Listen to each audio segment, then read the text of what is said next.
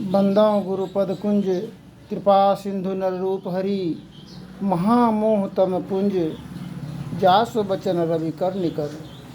सभी धर्म प्रेमी सज्जनों, धर्म परायणी माताओं एवं बहनों, सभी के चरण कमलों में श्रद्धा भक्ति सिद्ध प्रणाम अर्पित। आज का प्रसंग है रिश्ता और नाता के संबंध में।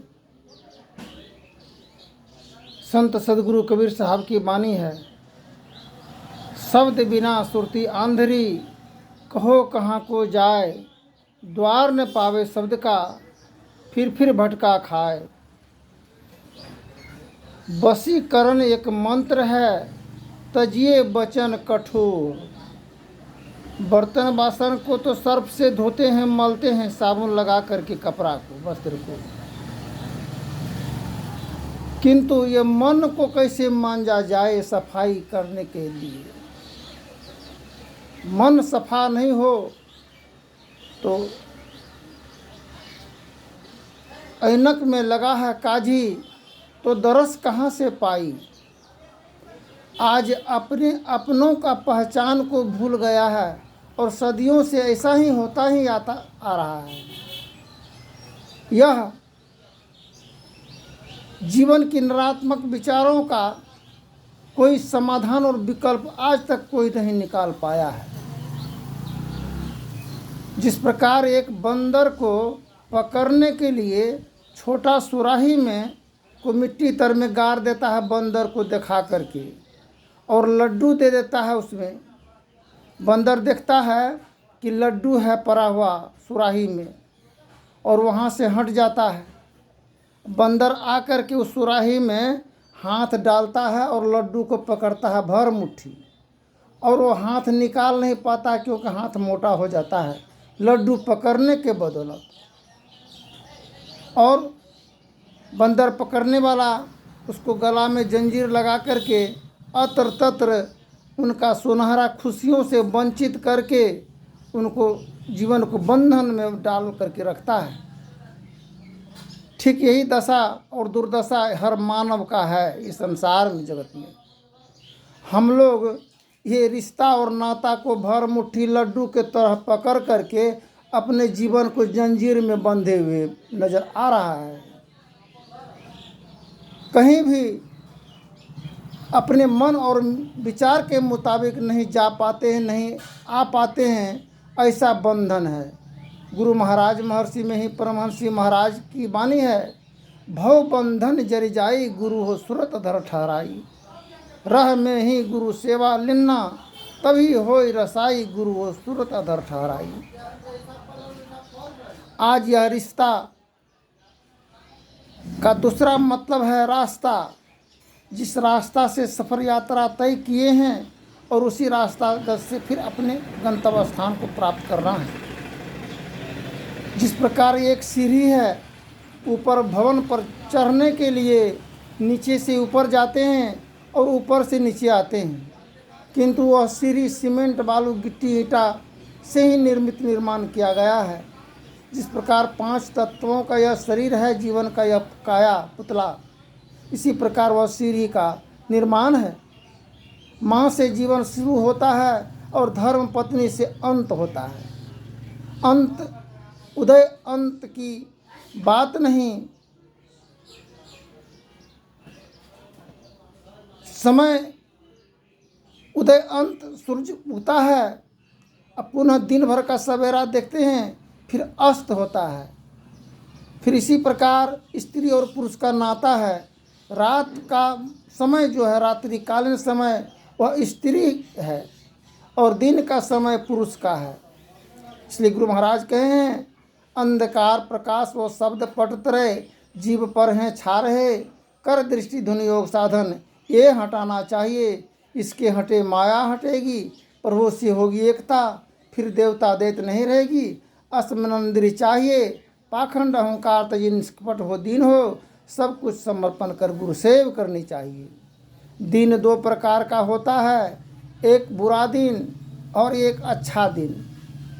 तो अच्छा दिन आएगा कैसे हम लोगों को, जब तक अपने अपनों का संबंध को नहीं जानेंगे, न ही पहचानेंगे। गुरु महाराज की वाणी है, ध्यानाभ्यास करो सदहि, चातक दृष्टि बनाई हो, लखत लखत छवि बिंदु प्रभु का, ज्योति मंडल धसी जाई हो। एक बारिश जब पड़ता है तो सारे बारिश के पानी पृथ्वी पर आकर के एक गड्ढा की तलाश करता है जहाँ पानी की जमावड़ा होता है। ठीक इसी प्रकार बूंद समावे समुद्र में, देखे सब कोई, समुद्र समावे बूंद में, देखे बिरला कोई।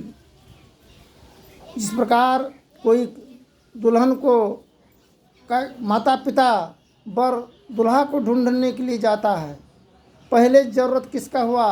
तो पहले जो ज़रूरत हुआ स्त्री का, उसके लिए दुल्हा ढूंढ करके लाते हैं।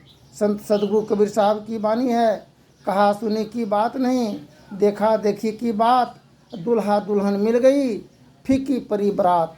आत्मा और परमात्मा से जब मिलन हो जाता है, इस संसार की सारे ही अपवाद फसाद कुराफात, हर विघ्न बाधाओं का निवारण होता, संशय विषय का नाश होता है। ठीक इसी प्रकार उस जल धारा में अगर हेलने के लिए कोई नहीं जाने तो वह डूब करके मर जाएंगे, आप डूब करके दम टूट जाएगा उसका। इसलिए कुशल गुरु को कुशल मल्लाह होता है, जो घने रेतों रेत के बीचों बीच नाव को किनारा लगा करके यात्री गंतव्य स्थान तक को प्राप्त करता है। ठीक बिना गुरु के कृपा पाए नहीं जीवन उद्धारा है, फंसी सुरती आई यम फांसी, अयन सुधि आपनी नासी भई भव सोग की बाती, कठिन जाते उजारा है। बिना गुरु के कृपा पाए नहीं जीवन उद्धारा है। ये बंधन में पराजीव, बंधन से मुक्त के लिए एकमात्र ही साधन है। वह साधन क्या है? अधर डगर की मार्ग को पकड़ना। अधर डगर मार्ग को पकड़ लेंगे तो गोस्वामी तुलसीदास जी लिखे हैं कि नारी पुरुष जब एक मति होई, जुग जुग राज करे जग सोई, बिनु सत्संग विवेक न होई, राम कृपा बिनु सुलभ न सोई। जिस प्रकार तकिया में रंग बिरंग का खोल होता है, रुई होता है एक ही, ठीक इसी प्रकार रंग बिरंग का स्त्री पुरुष का रंग रूप को धारण किए हैं, किंतु आत्मा एक ही है। जात न पूछिए साधु का, पूछ लीजिए ज्ञान, मोल करो तलवार का, परा रहने दो मयान। हम लोग ये शरीर रूपी मयान का मोल करते हैं, इसका तारीफ करते हैं, किंतु आत्मा जो परमात्मा ईश्वर अंतर हृदय में बसा है, उस आत्मा को हम लोग तिरस्कार करते हैं। मोह को कहाँ ढूंढे बंदे, मैं हूँ तेरे पास में, ना हूँ मैं काबा काशी, ना हूँ मैं कैलाश में, निज तन में ढूंढो बंदे, मैं हूँ तेरे पास में।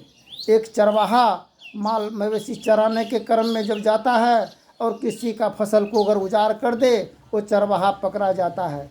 इसलिए संसार के चरवाहा पुरुष है, पुरुष का बहुत बड़ा दायित्व है, भार है, और निर्वहन करने के लिए स्त्री का निर्माण किया गया है। वह स्त्री अपने दायित्वों को भूल चुकी है और पुरुष भी भूल चुका है। इसलिए बूढ़ा पुराना कहा है कि नारी को नर अगर नाक नहीं रहे वह मैला खाएगी। क्या पुरुष को नाक नहीं रहे तो क्या मैला वो नहीं खाएगा?